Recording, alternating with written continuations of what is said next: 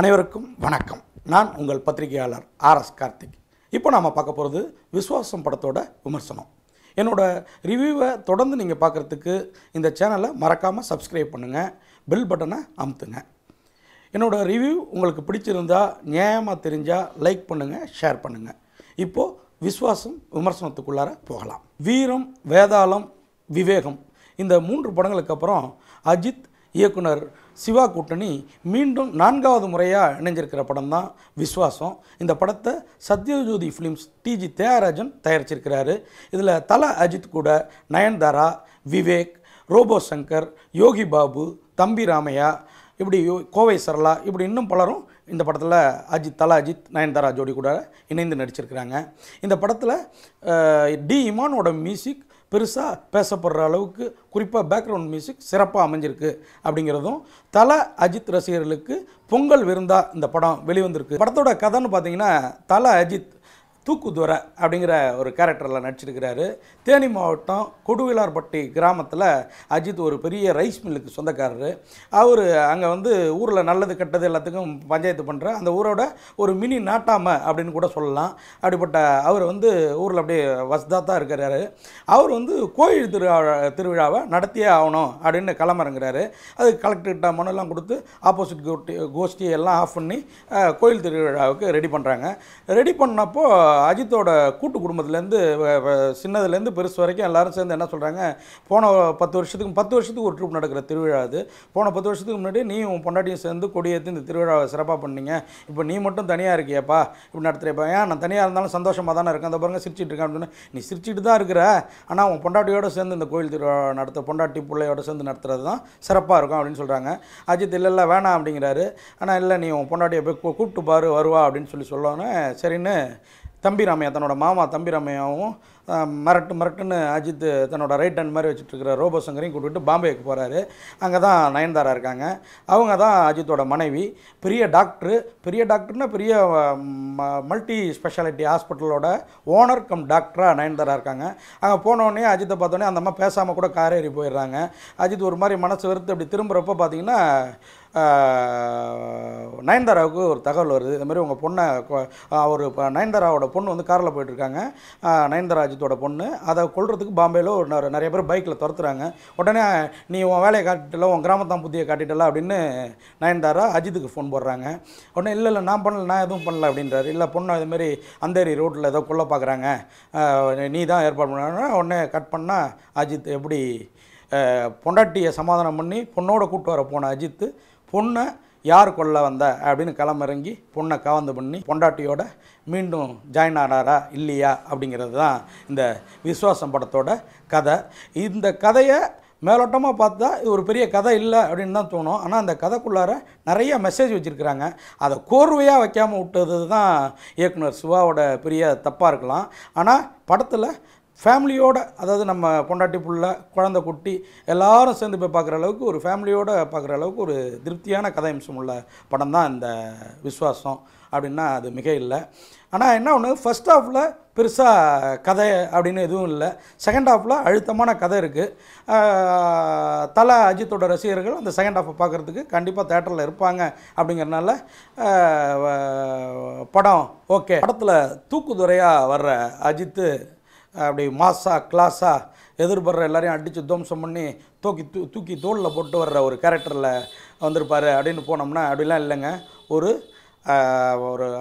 அன்புக்கு இயங்குற, அதாவது முக நிறையா சிரிப்போடு இருந்தாலும் தான் மனைவியை பிரிஞ்சிருக்கிற ஒரு மகளோட அன்புக்கு இயங்குற ஒரு தகப்பனாக மிக பிரமாதமான ஒரு ரோல் பண்ணியிருக்கிறாரு. என்ன ஒன்று, அந்த கெட்டப் ஃப்ளாஷ்பேக்கில் வர்ற அஜித் பிரமாதம். எப்போவுமே சால்ட் பேப்பரில் நம்ம அஜித்தை பார்த்து பழகிட்டோம் அப்படின்னாலும் இதில் கிட்டத்தட்ட முழுக்க வெள்ளை முடி, பெரிய மீசை, தாடி அப்படின்னு வர்றது ஏதோ ஒரு மாதிரி இருக்கிற மாதிரி தெரியுது. ஆனாலும் அதையும் தல அஜித்தோட ரசிகர்கள் பொறுத்துப்பாங்க அப்படிங்கிறனால அது ஒரு பெரிய பாதிப்பு இல்லை. ஆனால் தன்னோட நடிப்புலையும் டான்ஸ்லேயும் ஃபைட்லேயும் ரொம்பவே சிரத்தை எடுத்து அஜித் பண்ணியிருக்கிறாரு அப்படிங்கிறது இந்த படத்தில் சிறப்பாக குறிப்பிட வேண்டிய, அஜித்தோட பாத்திரம் பற்றி குறிப்பிட வேண்டியதில் முக்கியமான ஒரு விஷயமாகும். ஏன்னா ஒன்று, அஜித் டான்ஸ் ஆடுறாரு, அதுக்கு முன்னாடி அவரோட தொப்பையும் ஆடுது. அதை கொஞ்சம் மனுஷன் நினச்சிருந்தா கண்ட்ரோல் பண்ணியிருக்கலாம். இன்னும் அவரோட ரசிகர்களுக்கு அது இன்னும் பெரிய ட்ரீட்டாக இருந்திருக்கும் அப்படிங்கிறது மட்டும் அடுத்தடுத்த படங்களில் தல அஜித் சரியாக கவனிச்சிக்கணும் அப்படிங்கிறது நம்மளோட சின்ன வேண்டுகோள். மற்றபடி அஜித் அவரோட பாத்திரத்தை மிக சிறப்பாக பண்ணியிருக்கிறாரு. அதுவும் இந்த நயன்தாராட்ட தன்னோட லவ்வை அப்படியே விளையாட்டுத்தனமாக சொல்கிறது, அதுக்கு ஃபஸ்ட்டு செவிமடுக்காத நயன்தாரா ஊருக்கு போய் அப்பாவை கூப்பிட்டு வந்து மாப்பிள்ளை பார்க்க வர்றது, இதெல்லாம் ரொம்ப பிரமாதமான சீன் சிச்சுவேஷன் அப்படின்னு தான் சொல்லணும். தல அஜித் அதாவது ஒரு கவர்மெண்ட்டோட ரூலை சட்டத்திட்டங்களை எந்த அளவுக்கு மதிக்கிறாரு. அவர் ஒரு பைக் ரேசரு, அவர் நல்லா பைக் ரேசர், கார் ரேசர். ஆனால் வந்து படத்தில் பார்த்தீங்கன்னா ஒரு 4-5 சீன் தான் பைக் சீன் வருது. அதில் இவர் ஹெல்மெட் மாட்டிக்கிறது இல்லாமல் ஒரு சீனில் நயன்தாராவோட பைக்கில் வருவார். அவங்களுக்கும் ஒரு ஹெல்மெட் மாட்டி கூப்பிட்டு வர்றதெல்லாம் அவரோட ரசிகர்களுக்கு மட்டும் இல்லை, தமிழ் திரையுலக ரசிகர்கள் அனைவருக்குமே ஒரு பாடம், அதாவது சொல்லாமல் ஒரு பாடம் சொல்லியிருக்கிற மாதிரி இருக்குது. அப்புறம் ஒரு அப்பாவா மகளை வந்து இப்படி தான் வளர்க்கணும், அப்படி தான் வளர்க்கணும், தன்னோட ஆசையெல்லாம் மகள் மேலே திணிச்சு வளர்க்கணும்னு நிறைய பேரண்ட்ஸ் இருப்பாங்க. அப்படிலாம் இருக்கக்கூடாது அப்படிங்கிற ஒரு மெசேஜையும் கடைசியாக சொல்லியிருக்கிறாரு. அதுக்கு சரியான ரீசன் சொல்லியிருக்கிறதுல தான் இந்த விஸ்வாசம் ரொம்பவே வாசமாக இருக்குது. அதுக்கு அஜித் மெயின் காரணம் அப்படிங்கிறது சிறப்பு. மெடிக்கல் கேம்புக்காக கொடுவிலார்பட்டை கிராமத்துக்கு பாம்பேலேருந்து தன் சகாக்களோடு வர்ற நயன்தாரா வந்த இடத்துல எடுத்தெடுப்புலேயே அஜித்தோட மோதலில் இறங்குறாங்க. நமக்கு அப்போவே புரிஞ்சு போயிடுது இது காதலில் போய் முடியுங்கிறது. அவங்க உடனே காதல் ஆகிறாங்க. அஜித்தாவது தன்னோட காதலா அப்படி இப்படி சொல்கிறாரு. இவங்க சொல்லிக்காமையே இருந்து பாம்பே போய் அப்பாவை கூப்பிட்டு வந்து அஜித்திட்ட தன் காதலை சொல்லி கல்யாணத்துக்கு ஏற்பாடு பண்ண சொல்கிறாரு. இது சரிப்பட்டு வருமானு இப்போ அஜித் யோசிக்கிறாரு. ஆனால் நயன்தாரா ஸ்டபனாக இருந்து கல்யாணம் பண்ணிக்கிறாங்க. ஆனால் கொஞ்ச காலத்தில் அஜித்தோட இந்த பஞ்சாயத்து விஷயங்களால் தன் மகளுக்கு பாதிப்பு ஏற்படும் அப்படின்னு கருதி அஜித்தை பிரிஞ்சு நயன்தாரா போகிற அந்த சீன்லலாம் அம்மணி பிரமாதமாகவே நடிச்சிருக்கிறாங்க. என்ன ஒன்று, அஜித் அந்த 10-12 வருஷ கேப்பில் நிறையவே மாறி இருக்கிறாரு. நயன்தாரா அப்படியே இருக்கிறாங்க. சரி, டைவ் உபத்தில் இப்போ 45 வயசு லேடிலாம் இளமையாகவே தெரிகிற மாதிரி நயன்தாராவும் இருக்கிறதா நம்ம ரசிகர்கள் நினச்சிக்கணும், அவ்வளோதான். மற்றபடி நயன்தாராவோட நடிப்புலேயே எந்த விதமான குறையும் இல்லை. நடிப்புலாகட்டும், கணவன்கிட்ட காட்டுற கண்டிப்புலாகட்டும், மகள்கிட்ட காட்டுற கண்டிப்புலாகட்டும், ஒரு டாக்டராக அவர், அதுவும் ஒரு மல்டி ஸ்பெஷாலிட்டி ஹாஸ்பிட்டலோட ஓனர் கம் டாக்டராக, ஒரு ப்ரொப்ரைட்டர் கம் டாக்டராக அவர் பண்ணுற அந்த கெத்தாகட்டும் எல்லாமே பிரமாதமாக இருக்குது. அது இந்த படத்துக்கு கூடுதல் பலம் அப்படின்னே சொல்லலாம். படத்தில் விவேக், கோவை சர்லா, யோகி பாபு, தம்பி ராமையா, ரோபோ சங்கர், இப்படி நிறைய காமெடியன்கள் படம் முழுக்க இருக்காங்க. கிராமத்தில் வந்து அஜித்தோட அந்த கிராமத்தில் வந்து தம்பி ராமையா அஜித்தோட மாமா, தலா அஜித்தோட மாமாவாகவும், ரோபோ சங்கர் அவரோட மிரட்டு அப்படின்னு அஜித் கூப்பிட்ற ஒரு ஃப்ரெண்டாகவும் வர்றாரு. அவங்க காமெடியெலாம் கூட பரவாயில்ல. இன்ட்ரோலுக்கு அப்புறம் விவேக் வர்றாரு. அவர் ஒரு மாதிரி நயன்தாராவோட பிஏ அப்படிங்கிற மாதிரி சில காமெடி பண்ணுறாரு.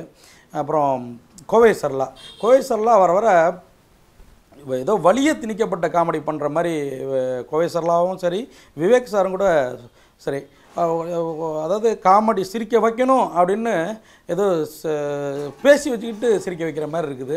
மற்றபடி தல அஜித் இயல்பாக லாங் லிவ் ஹாப்பி லைஃப் அந்த மாதிரி இடத்துல அது நல்லாவே ஒர்க் அவுட் ஆகிருக்கு. விவேக், கோவை சர்லா இந்த மாதிரி காமெடியன்களை நம்புறதை விட தல அஜித் இந்த படத்தில் தானே இறங்கி காமெடி பண்ணியிருக்கிறது ஒரு சிறப்பு அப்படின்னு தான் சொல்லணும். இவங்க தவிர்த்து வில்லனாக வர்ற ஜெகபதி பாபு அவர் ரொம்ப பிரமாதமாகவே பண்ணியிருக்கிறாரு இந்த படத்தில்.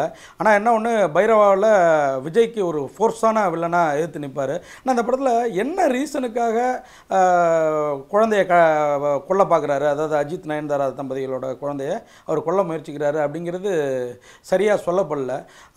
தான் மேலே தப்ப வச்சுக்கிட்டு இவங்க பிள்ளைய அவர் கொல்ல பார்க்குறது கொஞ்சம் அபத்தமாகவே இருக்குது. அது இந்த படத்தோட பெரும் பலவீனங்களில் ஒன்று அப்படின்னு தான் சொல்லணும்.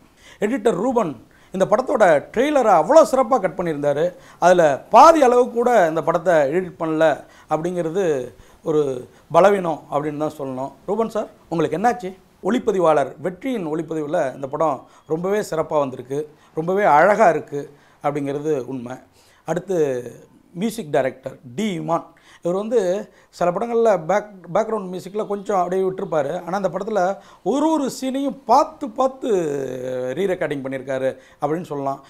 டி இமான் பாடல் காட்சிகளிலும் சரி பின்னணி இசையிலும் சரி ரொம்ப சிறப்பாக சிரத்தை எடுத்து செம சூப்பராக பண்ணியிருக்கிறாரு.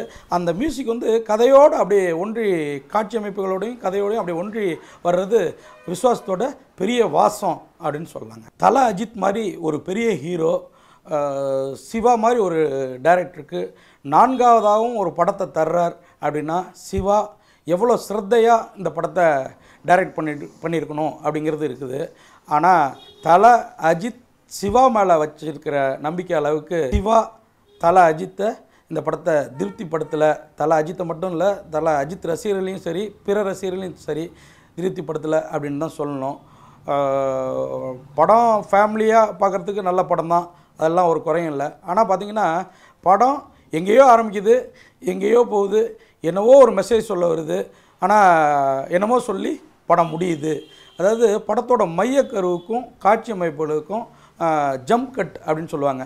அது மாதிரி ஒன்று லிங்க் இல்லாமல் நிறையா தூரம் போயிட்டு அப்புறம் திருப்பி வந்து மையக்கருவை நோக்கி வர்ற மாதிரி ஒரு ஃபீல் தருது. இதை வந்து டைரக்டர் சிவா எப்படி கவனிக்காமல் விட்டார். வீரம் வேதாளம் இந்த மாதிரி மாஸ் படமாக இருக்கும், கிராமத்து சப்ஜெக்ட் தான் வீரம், ஆனால் அது எவ்வளோ பிரமாதமாக இதே சிவா டைரக்ட் பண்ணியிருந்தார் அப்படிங்கிறது உங்கள் எல்லாருக்குமே தெரியும். இதுக்காக உடனே அஜித் ரசிகர்கள்லாம் என்ன பேட் வேர்ட்ஸ் எல்லாம் சொல்லி திட்ட களம் இறங்கிடக்கூடாது. நீங்கள் திட்டுறதா இருந்தால் உண்மையாக அஜித் நம்பிக்கையை அந்த அளவுக்கு ஓரளவு பூர்த்தி பண்ணியிருக்கிறாரு. நாம் எதிர்பார்த்த அளவுக்கு பூர்த்தி பண்ணாத இயக்குனர் சிவாவை தான் நீங்கள் வந்து திட்டணும், வசவு பண்ணணும் அப்படின்னு தான் நான் சொல்லுவேன். உண்மை அதுதாங்க. இதுக்காக டைரக்டர் சிவா கோச்சிக்கிட்டாலும் சரி, அஜித் ரசிகர்கள் என் மேலே கோச்சிக்கிட்டாலும் சரி, உண்மை இதுதான். விஸ்வாசம் அஜித் சிவா மேலே வச்ச நம்பிக்கை அளவுக்கு சிவா அஜித்துக்கு விசுவாசமாக இந்த படத்தை பண்ணல, தலை அஜித்துக்கு விசுவாசமாக அந்த படத்தை பண்ணல அப்படிங்கிறது தான் உண்மை. படத்தில் ஆனால் நல்ல மெசேஜ்லாம் இருக்குது. அதாவது பைக்கில் போகிறப்ப ஹெல்மெட் போட்டு தான் போகணும் அப்படிங்கிறது ஏற்கனவே சொன்ன மாதிரி அது. அப்புறம் குழந்தைங்கள உங்கள் இஷ்டத்துக்கு உங்கள் ஆசைகளுக்கு வளர்க்காதீங்க, அவங்க இஷ்டத்துக்கு அவங்க விருப்பப்படி விட்டு அவங்கள ஆளாக்குங்க அப்படின்னு சொல்கிற மெசேஜ் ஆகட்டும், எல்லாமே சிறப்பாக இருக்குது. அப்புறம் கணவன் மனைவிக்குள்ளார உள்ள அந்த கூடல் இருக்குது பாருங்கள். ஒரு சின்ன விஷயம் கணவனையும் மனைவியும் எப்படி பிரிச்சிருது, ஆனால் ஊரும் உறவும் எப்படிலாம் சேர்த்து வைக்க பார்க்கணும்.